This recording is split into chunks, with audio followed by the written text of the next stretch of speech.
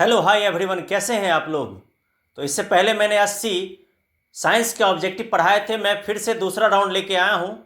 फिर से मैं आज 80 आपको ऑब्जेक्टिव पढ़ाऊँगा साइंस में। सबसे पहली बात यह है कि अगर आप चैनल पर नए हैं तो प्लीज़ प्लीज़ प्लीज़ सब्सक्राइब कर लीजिए। और मैं ये नहीं कहता हूँ कि आप तुरंत सब्सक्राइब कर लो, पहले आप पढ़ लो, लास्ट तक देख लो, उसके बाद अगर आपको अच्छा लगे तब जाकर आप सब्सक्राइब करना, तब जाकर लाइक करना, तब जाकर कमेंट करना। जहाँ तक मेरी बात है, देसी गुरुजी मेरा ये चैनल है। मैं पिछले 12 सालों से ऑफलाइन क्लास चला रहा हूँ और 12 वर्षों का जो एक अनुभव है उसको कहीं ना कहीं मैं अब ऑनलाइन में झोंक रहा हूँ। आप सबके लिए मैं सिर्फ VVI लेकर आता हूँ और मेरा हर वर्ष का परिणाम जो होता है वो टॉप का होता है। तो मैं ये गारंटी तो नहीं लूँगा कि आपका टॉप का हो जाएगा, बट आप टॉप कर सकते हो अपनी मेहनत से। रही बात ऑब्जेक्टिव्स की, तो सबसे मायने रखता है ऑब्जेक्टिव्स, क्योंकि आपको पता होगा कि 100 में से कम 50 मार्क्स जो है 50% जो होते हैं वो आपको ऑब्जेक्टिव से मिल जाते हैं। तो इसलिए सबसे अधिक आपको ध्यान ऑब्जेक्टिव्स पर देना चाहिए और ये याद करना भी आसान है। खास करके जो कुछ कमज़ोर बच्चे हैं वो बारीकी से देखिएगा और पीछे पीछे जैसे मैं पढ़ाते रहूँगा तो पीछे पीछे बोलते रहिए और याद करते रहिए। ठीक है, जान ला देंगे आपके अंदर, प्राण ला देंगे। मैं कहता हूं कि आप जो हैं इस देश के आन हैं, बान हैं, शान हैं। आप सब आन बान शान के लिए, आपके भविष्य के लिए, आपके अच्छे रिजल्ट्स के लिए देसी गुरुजी निःशुल्क आपके लिए लेकर आया है तैयारी। तो चलिए मेरे साथ करते हैं तैयारी। और अगर आप चैनल पर नए हैं तो मैं आपको जानकारी दूं कि सब्जेक्टिव हो चाहे ऑब्जेक्टिव, सबकी तैयारी चल रही है। आप प्लेलिस्ट बाय प्लेलिस्ट बना होगा यूट्यूब पे, जाके सब देखिए और बढ़िया से तैयारी करिए। चलते हैं क्लास की तरफ।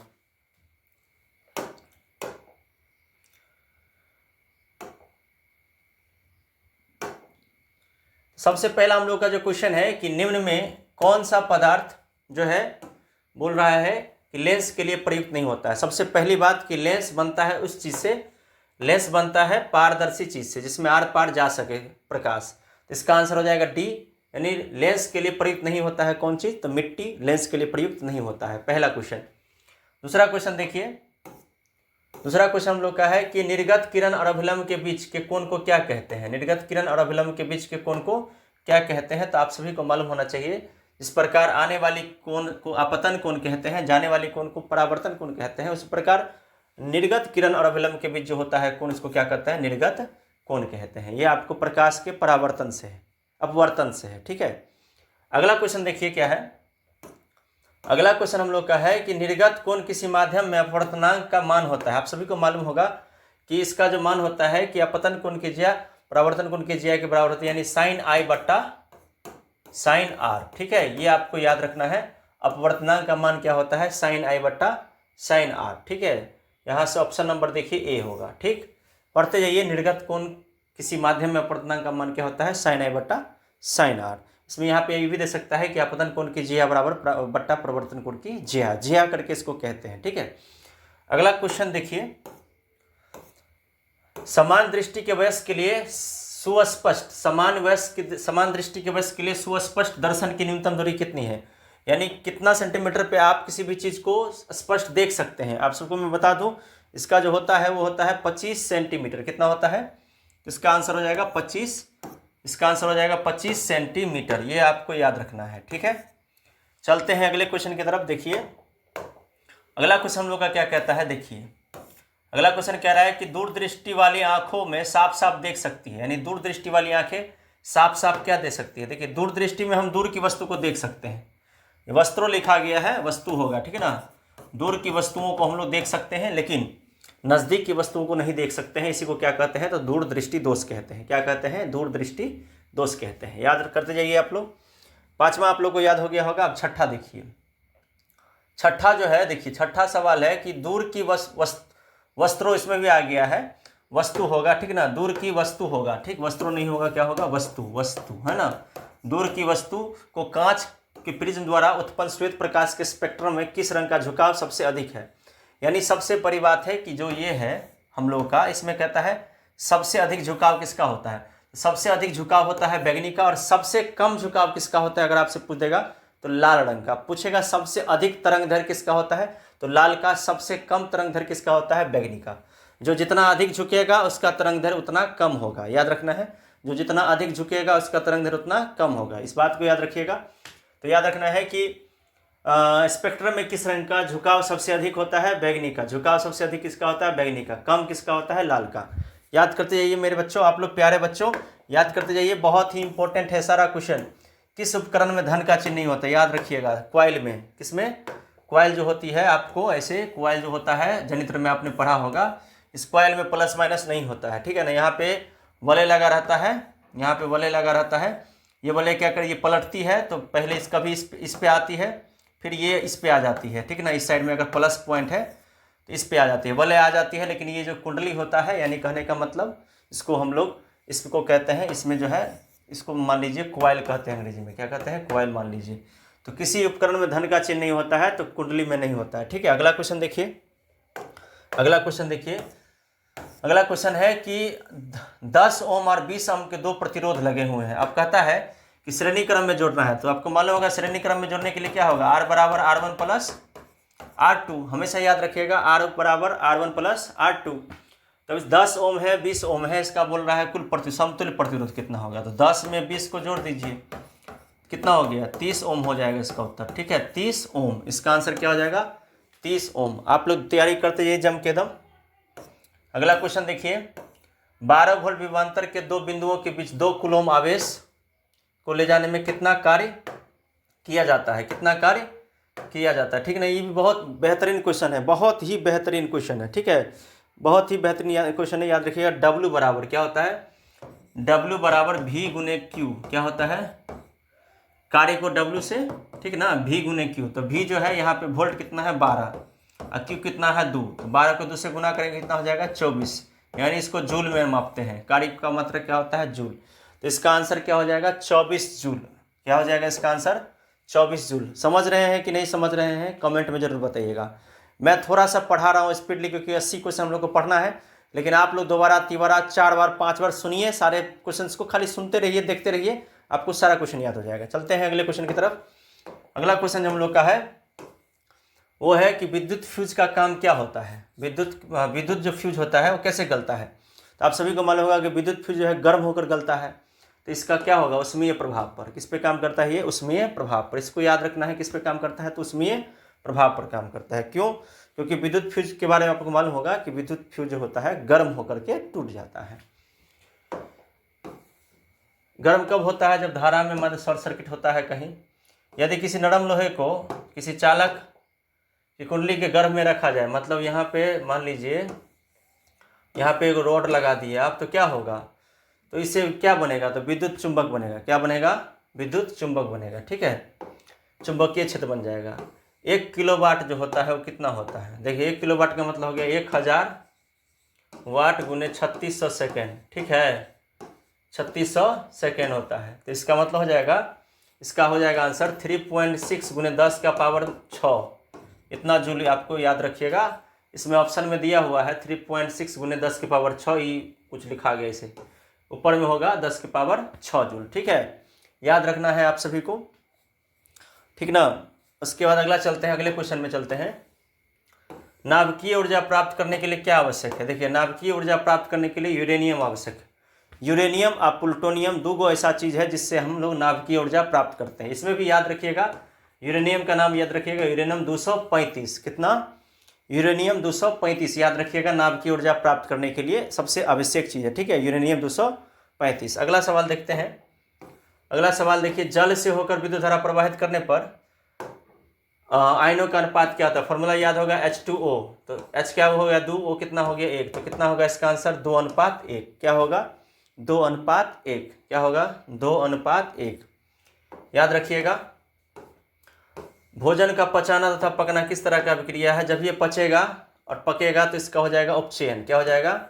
उपचयन। भोजन का पचना और पकना क्या होता है? उपचयन अभिक्रिया। उपचयन अभिक्रिया किसको कहते हैं? जिसमें ऑक्सीजन का योग हो, हाइड्रोजन का ह्रास हो, उसे उपचयन अभिक्रिया कहते हैं। अब अगला देखिए, रासायनिक समीकरण Fe+H2O है ना दिया हुआ, में H2 को संतुलित करने पर जल को संतुलित करना है। पहले सबको दोनों को लिख लीजिए, Fe+H2O इधर लिख लीजिए, इधर हमको बराबर करना है Fe3O4+H2, ठीक है। देखिए इधरो H दो गो है, इधरो H दो गो है, कहता है संतुलित करना है। मान लीजिए तो कैसे करेंगे, देखिए इधर O कितना है 4 गो, इधर O कितना है 1 गो, तो इसके यहाँ पीछे लगा देते हैं 4, लगा दिए। तो अब देखिए क्या हुआ, इसके पीछे लगा दिए 4, तो हाइड्रोजन हो गया कितना 4 दूनी 8 गो। इधर कितना था 2 गो है, तो इसके पीछे भी क्या लगा देंगे 4, तो 4 दूनी कितना हो गया, ये भी 8 गो। तो अभी एक रंग हो गया। तो जल इसमें कितना से गुना करना पड़ा, 4 से गुना करना पड़ा, तो क्या हो गया इसका आंसर 4। दोनों परमाणुओं की संख्या बराबर होनी चाहिए बाबू। देखिए यहाँ पे H2O था ना, इधर क्या था, इधर था आपको 6 H2 था, लेकिन इधर O 4 गो था, इधर O 1 गो था। तो इसको क्या किए, इस O के पाछू में लगा दिए 4, तो यह बन गया 4 गो। तो O इधरो 4 गो हो गया, O इधरो 4 गो हो गया। अब लेकिन 8 4 दूनी 8 गो हो गया H इधर, इधर पहले 2 गो था, तो फिर इधरो 4 से गुना कर दे तो 4 दूनी कितना हो गया 8। देख रहे होंगे आप लोग, समझ लीजिए, दोबारा देख लीजिए। सोडियम क्लोराइड के जलीय घोल से विद्युत धारा प्रवाहित करने पर सोडियम हाइड्रोक्साइड बनता है, इसे क्या कहते हैं, इसको क्लोरो क्षार प्रक्रिया कहते हैं। इसमें क्लोरीन गैस निकलता है, याद रखिएगा, क्लोरीन गैस निकलता है, ठीक है ना, और जो है सोडियम हाइड्रोक्साइड निकलता है। क्या निकलता है, सोडियम हाइड्रोक्साइड बनता है, NaOH बनता है। इस प्रक्रिया को क्या कहते हैं, क्लोरो क्षार प्रक्रिया। क्या कहते हैं, क्लोरो क्षार प्रक्रिया। चीनी का सबसे बढ़िया, चीनी का क्या होता है, C12H22, क्या होता है C12H22O11, ठीक है। और ग्लूकोज का होता है C6H12O6। याद रखिए दोनों में फ़र्क है, चीनी का हो गया, ये हो गया ग्लूकोज का, ठीक है ना, ग्लूकोज। इस याद रखना है आपको, चीनी का होता है C12H22O11, ठीक है। अब देखिए अगला सवाल, हमारा शरीर किस pH पर कार्य करता है, याद रखिएगा 7 से लेकर के, ठीक है ना, 7.8 पे ही हम लोग का काम करता है। थोड़ा सा शरीर को क्या चाहिए, क्षारीय चाहिए शरीर, याद रखिएगा 7 से 7.8। आंसर देख लीजिए, किसे चाकू से काटा जा सकता है, आप लोग ट्रिक याद रखिए, नकली याद रखिए। देखिए Na से हो गया सोडियम, K से हो गया पोटेशियम, Li से हो गया लिथियम, ठीक है ना, ये तीनों हो गया। इस तीनों को हम किससे काट सकते हैं, तो हम आसानी से चाकू से काट सकते हैं। तो यहाँ पे दिया हुआ है पोटेशियम, लिथियम और सोडियम, है ना। तो निम्नलिखित में से किसे चाकू से काटा जा सकता है, तो इसमें तीनों को काट सकते हैं। इसका ऑप्शन डी गलत है, डी गलत है। इसमें क्या हो जाएगा, यहाँ पे फटाक से जो है इसका हो जाएगा आंसर सभी, ठीक है, सभी हो जाएगा, ठीक है। 20 नंबर क्वेश्चन का, चाकू से आसानी से किसी को काट सकते हैं, नकली याद रखिएगा, सोडियम, पोटेशियम और लिथियम। आयनिक यौगिक कौन है, क्या कह रहा है कि इसमें आयनिक यौगिक कौन है, ठीक है, जो आयन प्रदान करता है, NaCl, क्या हो जाएगा NaCl, ठीक है। किसका क्या होगा, NaCl, याद रखना है आप सभी को, ठीक ना। देख लीजिए NaCl, इससे पिछले वाले वीडियो में भी बताए थे हम आप सबको। देखिए NaCl, इससे पिछला वाला जो हम बता रहे हैं आपको, NaCl के सोडियम क्लोराइड जो होता है नमक का, तो Na+ में होता है, Cl किस में होता है माइनस में, यानी ये इसको देता है एक इलेक्ट्रॉन, ये इसे लेता है एक इलेक्ट्रॉन। तो जब आदान प्रदान हो ना इलेक्ट्रॉन का, तो उसको आयनिक यौगिक कहते हैं। क्या कहते हैं, आयनिक यौगिक। अब ये इस सवाल में देखिए क्या है ना, इस सवाल में क्या है, देखिए कि CaCl2 निम्नलिखित में कौन सा उपधातु है, उपधातु, कैल्शियम क्लोराइड कौन सा उपधातु है, आपको पूछ रहा है इसमें, ठीक है। तो आप सभी को याद रखना है, एंटीमनी इसको बोलते हैं, Sb को क्या कहते हैं, एंटीमनी। एंटीमनी ये क्या है, तो एक उपधातु है, यानी धातु की तरह भी काम करता है और उपधातु की तरह भी काम करता है। इसका आंसर हो जाएगा Sb। इसके जगह और भी जर्मेनियम भी होता है, ठीक ना। प्रथम कार्बनिक यौगिक यूरिया का संश्लेषण किसने किया था, माने यूरिया को किसने बनाया था, वोलर ने, फ्रेडरिक वोलर उनका नाम था। क्या नाम था, फ्रेडरिक वोलर, बोलिए जोर से, फ्रेडरिक वोलर नाम था। उन्होंने कब इसका आविष्कार किया था यूरिया का, 1828 में। कब किया था, 1828 में।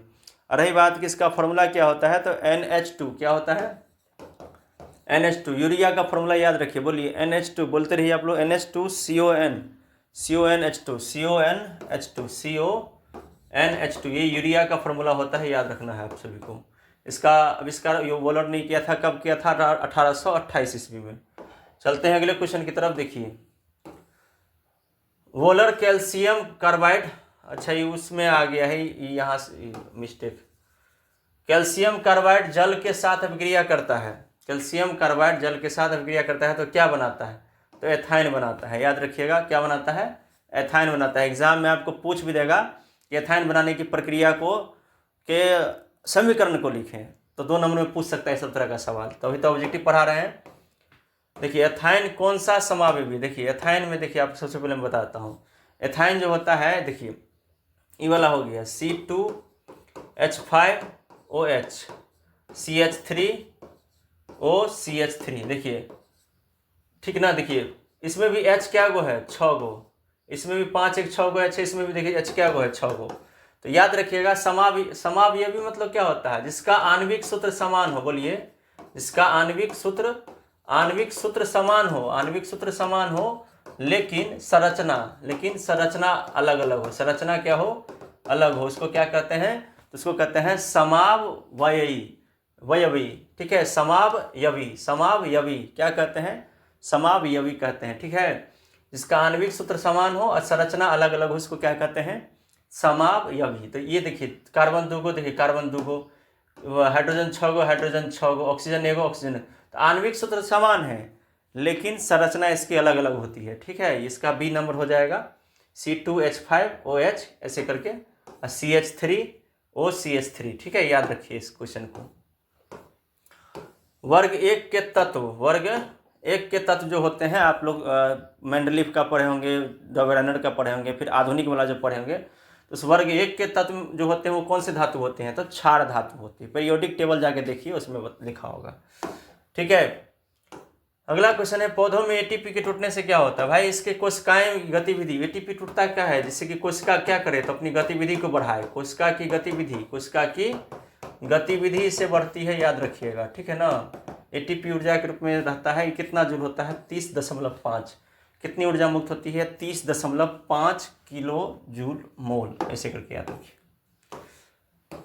जाइलम तो आपको मालूम होगा, जाइलम किसका वहन करता है, तो जाइलम जल का वहन करता है। ये आसान क्वेश्चन है। पेड़ पौधा में जल का वहन कौन करता है, जाइलम। जल का वहन खुला, ये मिस्टेक है। खुला परिसंचरण तंत्र किसमें पाया जाता है, तिलचट्टा में। इसमें जो है खुला परिसंचरण तंत्र पाया जाता है। यानी परिसंचरण का मतलब हुआ किसी भी चीज़ का बहाव होना, किसी भी चीज़ का एक जगह से दूसरी जगह बहना। तो इसका जो तिलचट्टा का जो परिसंचरण होता है वो खुला रहता है, ओपन होता है। ठीक है, अगला सवाल देखिए, प्रतिवर्ती क्रिया का क्या उदाहरण है। देखिए सभी होगा, लार आता है, रक्तदान, हृदय गति, ये सब क्या है, प्रतिवर्ती क्रिया है। ठीक है, ये क्या है, सब प्रतिवर्ती क्रिया है। कोमल मस्तिष्क सुरक्षित रहता है किसके अंदर, देख खोपड़ी जो है ये इसको सुरक्षित रखता है, मस्तिष्क को। खोपड़ी जो है वो किसको, मस्तिष्क को खोपड़ी में रहता है जी, मस्तिष्क गुहा में। अच्छा नहीं, मस्तिष्क गुहा खोपड़ी के अंदर रहता है, उसके अंदर कोमल मस्तिष्क होता है। सही बात है, इसका आंसर हो जाएगा मस्तिष्क गुहा में। क्या हो जाएगा, मस्तिष्क गुहा में। ठीक है, इसके ऊपर होता है खोपड़ी। तो याद रखिएगा कोमल मस्तिष्क कहाँ रहता है, तो मस्तिष्क गुहा में। ठीक है, अगला, मानव शरीर में सबसे लंबी कोशिका कौन सी है, याद रखिएगा यही है। इसी से सोचते हैं, कुछ भी करते हैं तो इसका सबसे बड़ा रोल किसका है, तंत्रिका कोशिका का। ये सूचनाओं का क्या करता है, तो आदान प्रदान करता है। ठीक है, अगला सवाल, मुकुलन द्वारा जनन, ये अलैंगिक विधि है। मुकुलन क्या है, एक अलैंगिक विधि है जिसमें यीस्ट इसका आंसर हो जाएगा। ठीक है ना, यीस्ट हो जाएगा इसका आंसर। फूल में नर जनन अंग होता है, देखिए नर जनन अंग होता है पुंकेसर। पुंकेसर का मतलब हो गया महिला।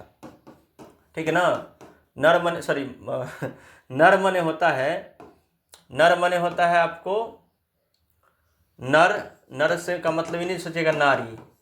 मादा मने नहीं सोचेगा मर्द। नर मने हो गया नारी, नहीं सोचिएगा इसे। मादा मने मर्द नहीं सोचिएगा, उल्टा होता है। नर मने हो गया मर्द, मादा मने हो गया नारी, उल्टा हो जाता है ना। तो नर जनन अंग क्या हो जाएगा, पुंकेसर। क्या हो जाएगा, पुंकेसर। मनुष्य के 22 जोड़े क्रोमोसोम को क्या कहते हैं। देखिए मनुष्य के 22 जोड़े क्रोमोसोम, देखिए मनुष्य में कितना जोड़ा होता है, टोटल 23 गो जोड़ा होता है। 23 जोड़ा क्रोमोसोम का दूसरा नाम क्या होता है, गुणसूत्र। क्या नाम होता है, गुणसूत्र। यानी क्रोमोसोम जो होता है हम लोग के शरीर में 23 जोड़ा होता है, महिला पुरुष दोनों में, जिसमें 22 जोड़ा एक रंग, एक जोड़ा जो रहता है वो अलग अलग रहता है। एगो का नाम XX, एगो का नाम XY। ठीक ना। तो इसी हिसाब से, इसी से जो है सब संतान उत्पन्न की प्रक्रिया जो होती है बेटा बेटी बनने का, इसी एक क्रोमोसोम के कारण होता है। अब याद रखिएगा 22 जोड़ा क्रोमोसोम को क्या कहते हैं, ऑटोसोम। अब पूछेगा जो एक जोड़ा जो अलग रहता है, जो एक जोड़ा अलग रहता है उसको क्या कहते हैं, एलोजोम। याद रखिएगा 22 जोड़ा जो क्रोमोसोम एक रंग होता है उसको कहते हैं ऑटोसोम। एक जोड़ा जो नहीं अलग होता है उसको क्या कहते हैं, एलोजोम, हमेशा याद रखिएगा इस सवाल सबको, ठीक है ना, एलोजोम रहता है, ठीक है। उसके बाद जो है अगला सवाल है, देखिए, पक्षी और चमगादड़ के पंख क्या कहता है, समजात होते हैं। पक्षी और चमगादड़ का जो पंख होता है दोनों एक रंग होता है, इसीलिए इसको क्या कहते हैं, समजात अंग। प्राथमिक उपभोक्ता किसको कहते हैं, जो सबसे पहले घास पात खाता है, प्राथमिक उपभोक्ता कहलाता है, उन्हें शाकाहारी, ठीक है। ओजोन के एक अणु में परमाणु की संख्या कितनी होती है, आपको मालूम होगा, ओजोन का फॉर्मूला होता है O3, इसलिए इसमें कितना हो जाएगा आंसर, बी। अगला सवाल देखिए, पेट्रोलियम का उपयोग कहाँ होता है, भाई साहब सब में होता है पेट्रोल का उपयोग, डी हो जाएगा। अब अगला देखिए, कोयला का सबसे मुख्य स्रोत क्या है, भाई कोयला तो पौधा से न बनता है, हजारों लाखों करोड़ों वर्ष पहले जो है उथल पुथल के बाद ये पेड़ पौधा अंदर में गया, तापमान, गर्मी, आर्द्रता आदि के कारण जो है रासायनिक क्रियाओं के द्वारा कोयला का निर्माण होता है, ठीक है। तो 40 का होगा पौधा। अगला देखिए, विद्युत शक्ति को निरूपित कौन करता है, ये वाला सवाल एकदम याद रखिएगा, विद्युत शक्ति को निरूपित कौन करता है, ये बहुत ही इंपॉर्टेंट सवाल याद रखें। P बराबर क्या होता है, I² R, क्या होता है, P बराबर I² R, या दूसरा इसका फॉर्मूला ऐसे भी होता है, P बराबर, बोलिए, P बराबर V गुने I, P बराबर V गुने I। और तीसरा भी होता है P बराबर V², क्या होता है, V² बट्टा R, ठीक है ना, ये तीन गो सूत्र इसका होता है, याद रखिएगा। तो P बराबर इसका जो हो जाएगा I² R हो जाएगा, ठीक है, ये भी होगा। P बराबर V I, ये भी होगा, और उसके बाद P बराबर V² बट्टा R, ये भी होगा, ठीक है ना। इसमें मतलब तीन गो सूत्र एकदम होगा ही होगा, इसमें कोई दिक्कत नहीं। तो इसमें ऑप्शन में एगो में देना चाहिए इनमें से सभी, तो गलती कर दिया है, इसमें लिख दीजिएगा इनमें से सभी, ठीक है, इनमें से सभी हो जाएगा। 41 का A, यहाँ पे इसको मान लीजिए A, ये हो गया B, इसको मान लीजिए D। आप लोग इस फार्मूला को याद कर लीजिए बढ़िया से, ठीक ना। I माने हो गया धारा, R माने हो गया प्रतिरोध, V माने विभवांतर, I माने धारा, V माने धारा ऐसे वोल्ट जिसको बोलते हैं, और R माने हो गया प्रतिरोध, ठीक है। तो ये तीनों याद कर लीजिएगा, इसका 3 गो होता है, ठीक है ना, ओम के नियम से हो गया, RO हो गया, ठीक है। इस सब को याद कर लेना है आप सभी को, बाबू मेरे, देखिए एक बार अच्छे से याद कर लीजिए, देखिए आज याद करिएगा तो कल तक याद रहेगा, और यही आगे काम देगा आपको, है ना। 3 गो फॉर्मूला इसका याद रखना है आपको, याद करिए, फटाक से याद करिए। अगला देखिए, तांबे की तार की आयताकार कुंडली में परित विद्युत धारा दिशा में परिवर्तन के लिए परिभ्रमण करता है, देखिए आधे भ्रमण करता है, देखिए ये जो होता है ना, यहाँ बोले, यहाँ बोले होता है, ठीक है। अब यहाँ पे ब्रुश लगा हुआ है, ठीक, यहाँ पे भी ब्रुश, अब ये घूमता है तो ये नहीं आ जाएगा, ये नहीं आ गया, ये नहीं आ गया, ठीक है ना। तो एक बार में घूमता है कितना, तो आधा घूमता है, यानी 180 डिग्री, इसका मतलब हो गया 180 डिग्री, यानी कि ऐसे रहता है, 2 चांद की तरह रहता है ऐसे बोले, तो ये एक बार में आधा घूमता है, ठीक है, पूरा नहीं घूमता है, आधा घूमता है तो दूसरा वाला आ जाता है घूम के, इसलिए इसको क्या कहते हैं हम लोग, इसको कहते हैं आधा, ठीक है, इसको वलय बोलते हैं।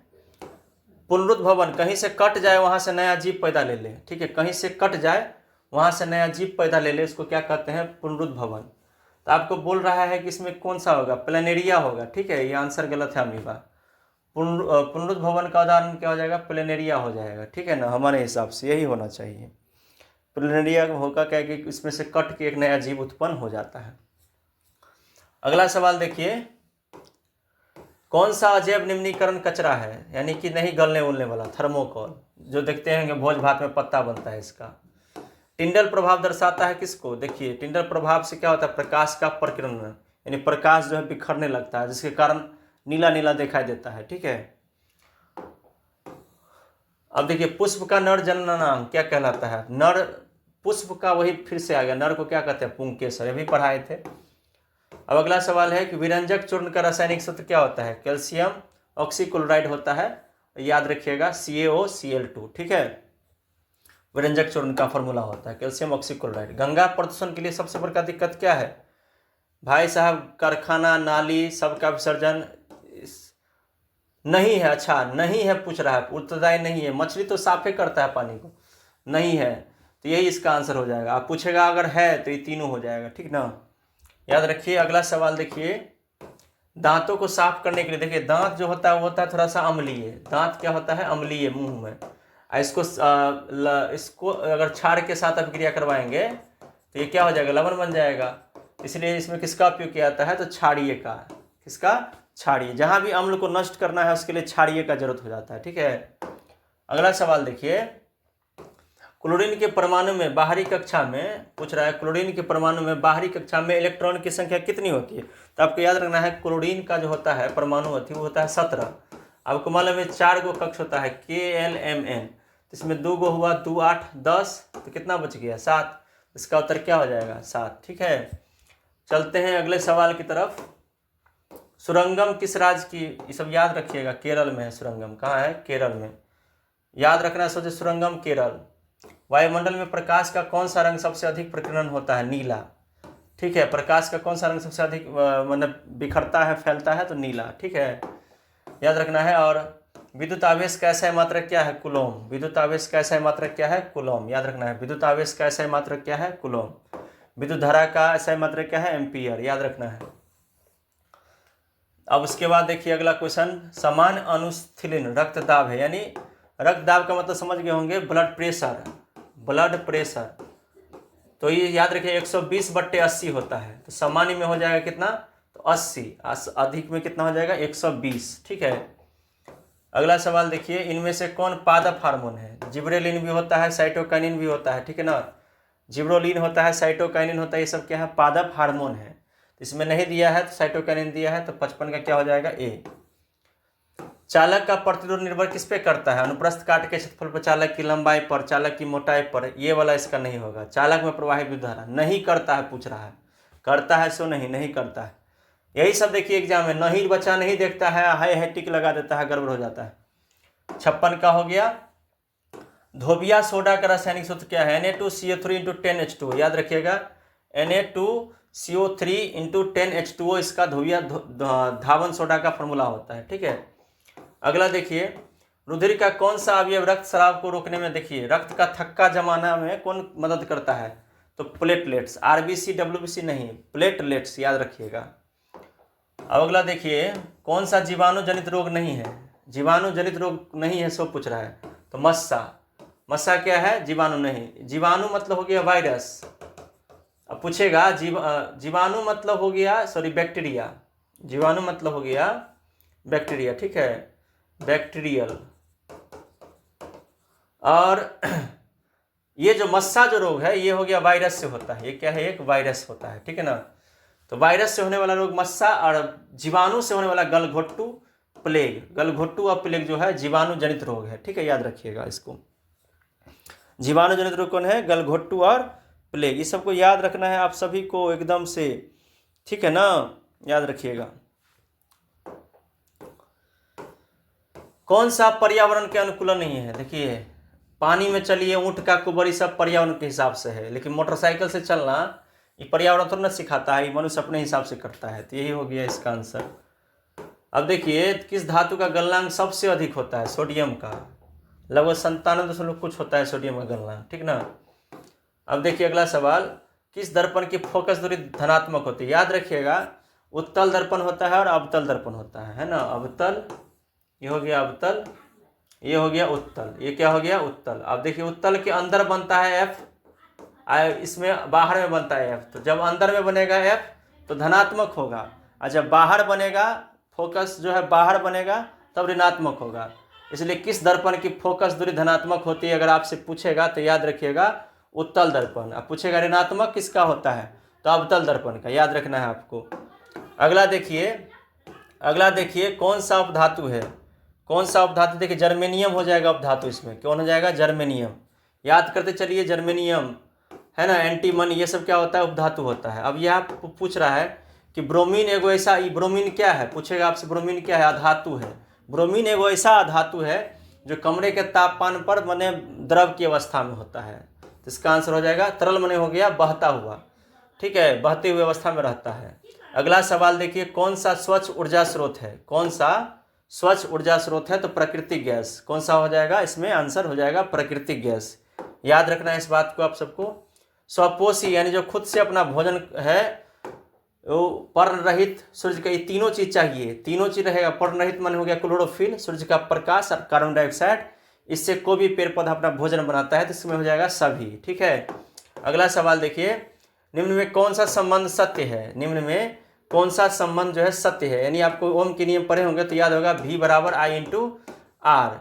जैसे जैसे नल का टोटी खोलेंगे वैसे वैसे पानी की धारा क्या होगी, बढ़ेगी, है ना, लेकिन छेदा तो उतने भर का रहेगा, उसी को कहते हैं ओम का नियम। ठीक है, मतलब हमने एक उदाहरण समझाया है आपको, धारा बिजली के रूप में, उसी को उस तरह से उदाहरण में समझिए। हम नल का टोटी बोल दी, इसका मतलब ही नहीं समझिएगा कि ओम के नियम में नल का टोटी है। कौन एक लिंगी पुष्प है, यानी जिसमें कि या तो स्त्री केसर होता हो या मतलब पुंकेसर होता हो, दोनों में से कोई एक को होता हो, उसको कहते हैं पपीता। पपीता होता है एक लिंगी, या तो उसमें माने नर रहता है, नहीं तो मादा रहता है, इसको क्या कहते हैं, एक लिंगी। यानी कि आप देखिए, एक उभयलिंगी जंतु माने उभयलिंगी माने, आप केचुआ के बारे में आपको बताते हैं।